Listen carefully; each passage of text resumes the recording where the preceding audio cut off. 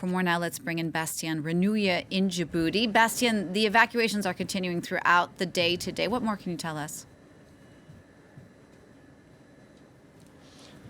Well, yes, the operation is still ongoing since there are still many French and other European citizens stranded in Khartoum at the moment. I can tell you that when they arrive here in Djibouti, they are going to the French military base, and it's a huge relief for them after being stuck in Khartoum for a week. Here they can get food, they can get water, they can charge their phones. Those who have medical conditions can see doctors, they can rest. So it's a huge relief for all these people. They will be evacuated soon to France and other European countries, but it's difficult for now to say when exactly, because there are so many people here in Djibouti at the moment, more than 400 of them, that it's very difficult to organize such a big operation. So as I was saying before, the operation is still ongoing in Khartoum at the moment. French soldiers are still on the ground protecting civilians who are waiting for the planes to take them here in Djibouti, and it's very difficult operation since the fighting continues in Khartoum at the moment.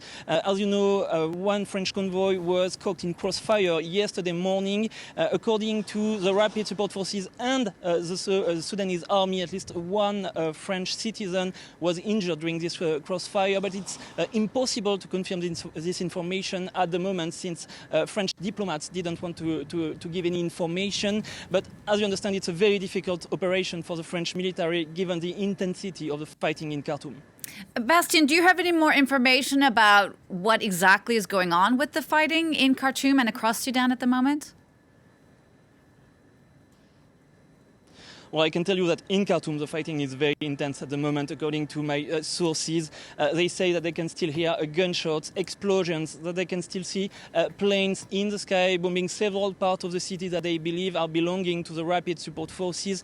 But it's very difficult to understand what is the exact situation on the ground, given that both the Rapid Support Forces and the Sudanese military are giving conflicting information.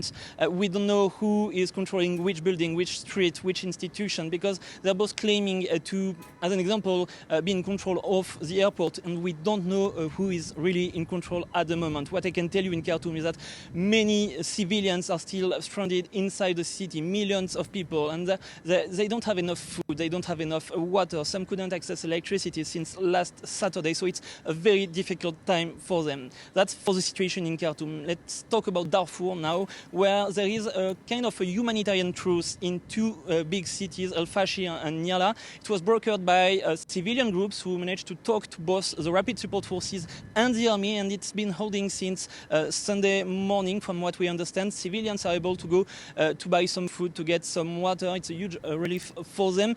But the fighting is still ongoing in the city of El Geneina, according to contacts on the ground at the border with Chad, where they can hear gunshots and explosions at the moment. Bastien, thank you for that. That's Bastien Renouil reporting from Djibouti.